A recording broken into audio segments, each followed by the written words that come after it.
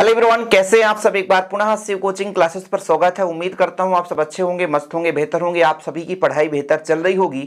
आज काफी महत्वपूर्ण अपडेट लेकर आया हूं। ऐसे बच्चे जो एमपी बोर्ड से हैं या अदर स्टेट से हैं, जैसे यूपी, बिहार, राजस्थान, झारखंड, कहीं से भी है, सबके लिए हेल्पफुल होने वाला है। क्योंकि भाई साहब, अब जो 12th का परीक्षा परिणाम यानी फाइनल रिजल्ट जो बनने वाला है वो 9th, 10th, 11th और 12th चारों को मिलाकर बनने वाला है। जैसे मैं बता दूं कि जो 12th का रिजल्ट बनेगा, जैसे आप 9th में पास हैं और 9th का जो रिजल्ट है उसका 15% बनेगा। जैसे यदि आपका 80% आया है तो उसका 15% जुड़ेगा 12th में। ऐसे बच्चों, यदि आप 10th में आपने 80% लाया है तो उसका 20% जुड़ेगा। इसके बाद हम बात करें 11th क्लास का, जो 11th क्लास का है 25% जुड़ेगा और 12th में जितना आपका अंक रहेगा उसका 40% जुड़ेगा। यानी 12th का आपका वैसे ही पेपर होगा, ठीक है, जिस प्रकार हर साल होता था। लेकिन जब पेपर होगा आपका पूरा अंक की गणना की जाएगी। 9th, 10th, 11th, 12th इन सब को मिलाकर के एक फाइनल 12वीं का अलग से रिजल्ट बनेगा। यह है महत्वपूर्ण अपडेट।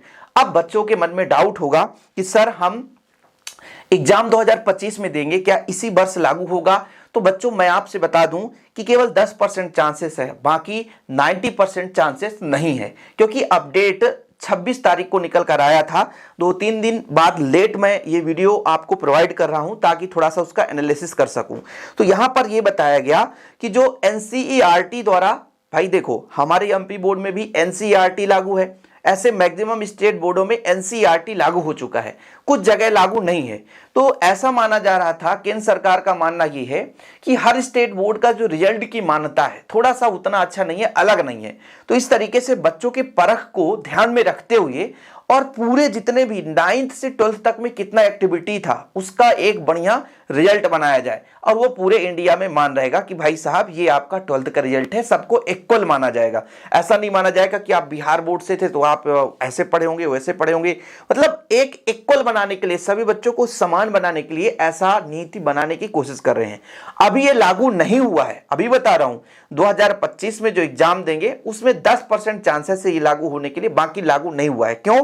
क्योंकि जो एनसीटीई के द्वारा, सॉरी एनसीईआरटी के द्वारा, बच्चों एनसीटीई तो शिक्षा विभाग ही है, एनसीईआरटी जो पैटर्न चल रहा है, इसमें जो संस्था थी उन्होंने एक छोटा सा टीम बनाया था और उन्होंने बोला था एनालिसिस करो। एनालिसिस का मतलब हर बोर्ड से आप इसके बारे में थोड़ा डिटेल्स मंगाओ कि हर बोर्ड चाहता क्या है। तो कुछ बोर्ड, जैसे मान लीजिए एमपी है, एमपी बोर्ड हो गया, बोर्ड का मतलब यही होता है, एमपी बोर्ड हो गया, सीजी बोर्ड, बिहार बोर्ड, तो उनका मानना यह था कि जो 10th का रिजल्ट है वो 9th, 10th को मिलाकर बने और 12th का रिजल्ट है 11th, 12th को मिलाकर बने। तो कहने का तात्पर्य, सभी स्टेट बोर्ड से राय मांगी जाती है। ऐसा नहीं है कि हर जगह केंद्र सरकार एक साथ लागू कर दे। अभी इस पर विचार किया जा रहा है।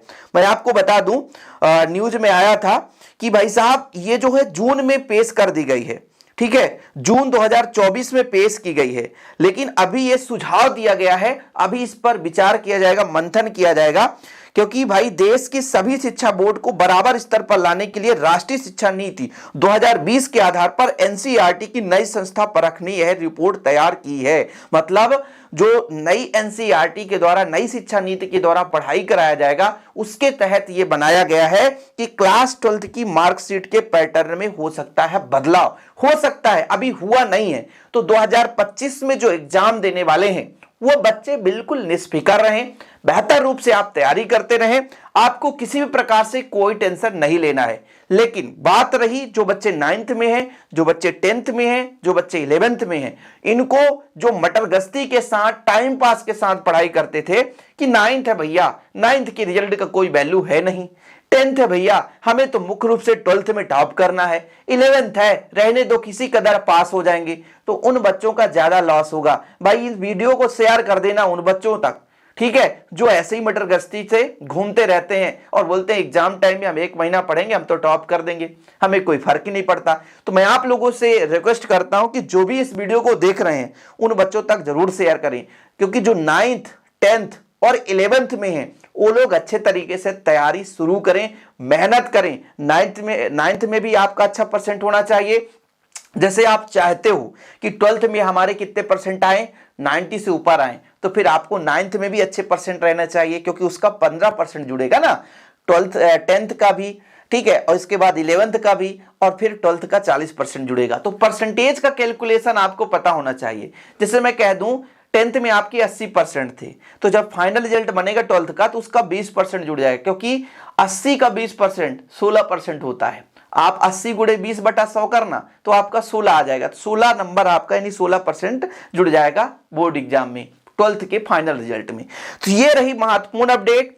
अभी आपको बता दूं कि ये विचार किया जा रहा है, विमर्श किया जा रहा है, सभी स्टेट बोर्डों से राय लेकर के नया जो राष्ट्रीय शिक्षा नीति होती है बच्चों, उसके तहत सभी बच्चों को इक्वल यानी बराबर स्तर पर लाने के लिए ये रणनीति बनाई जा रही है। तो आप बिल्कुल निश्चिंत रहें, जो 2025 में एग्जाम देंगे उनके लिए ये अपडेट है ही कि भाई आप लोग बिल्कुल ना परेशान हो, आप बेहतर से बेहतर तरीके से मेहनत करते रहें। जो आपका रिजल्ट बनेगा केवल और केवल 12th बेस्ड पर बनेगा, लेकिन हो सकता है अगले साल तक ये जो है शिक्षा नीति लागू हो जाए कि भाई 9th 10th 11th को जोड़कर 12th का रिजल्ट बनेगा। तो फिर ऐसा भी हो सकता है कि 9th को जोड़कर 10th का और 11th को 12th के साथ जोड़ करके फाइनल रिजल्ट बनाया जाए, ताकि बच्चों का थोड़ा सा अलग अलग है ना जो भी स्थित रहे उसके आधार पर रिजल्ट को हम भांप सके। मतलब सभी स्टेट बच्चों को समानता के लिए, भाई राष्ट्रीय शिक्षा नीति का मतलब यही होता है देश के सभी बच्चों को इक्वल बनाना है। भाई अलग अलग स्टेट बोर्ड में थोड़ा अलग अलग चल रहा है, तो हर जगह एनसीईआरटी पैटर्न लागू करना है। और फिर 9th से 12th तक के बाद, हालांकि अब एनसीईआरटी पैटर्न जैसे बिहार में भी लागू नहीं है, सीजी में लागू नहीं है। यहाँ के बच्चे जैसे केमिस्ट्री में हमारे यहाँ 10 चैप्टर है तो वहाँ 16 चैप्टर पढ़ते हैं, तो एनसीईआरटी पैटर्न वहाँ लागू नहीं है, लेकिन जल्दी लागू हो जाएगा, क्योंकि राष्ट्रीय शिक्षा नीति के तहत एनसीईआरटी पैटर्न पे ही पढ़ाना है। तो बच्चों आप लोग प्लीज इस पर गौर करिएगा। जो बच्चे 9th 10th में है 11th में है तो वो थोड़ा सा अच्छे तरीके से मेहनत करें, क्योंकि जब फाइनल रिजल्ट 12th का बनेगा तो आपका यदि ऐड हो जाएगा तो फिर दिक्कत हो सकती है। क्यों? क्योंकि जब आप कॉलेज में 12th में आपके परसेंटेज आते हैं ना, तो कॉलेज में एडमिशन लेने में थोड़ा सा क्या होता है, सहूलियत रहता है। अच्छे परसेंटेज है तो आपको अच्छा कॉलेज मिल जाता है, तो इसलिए थोड़ा सा आप लोगों को पढ़ना है। बाकी जो भी अपडेट आएगा इस विषय पर मैं आपको प्रोवाइड कर दूंगा, आप लोग परेशान मत होना। और बहुत सारी चीजें दी गई है लेकिन आपके काम का नहीं है, जो आपके काम का था वो मैंने बता दिया, ये जो अपडेट था। बाकी जो भी आएगा आपको बताता रहूंगा। चैनल पे पहली बार आए, चैनल को सब्सक्राइब कर लेना। आज के लिए इतना ही। जय हिंद, वंदे मातरम।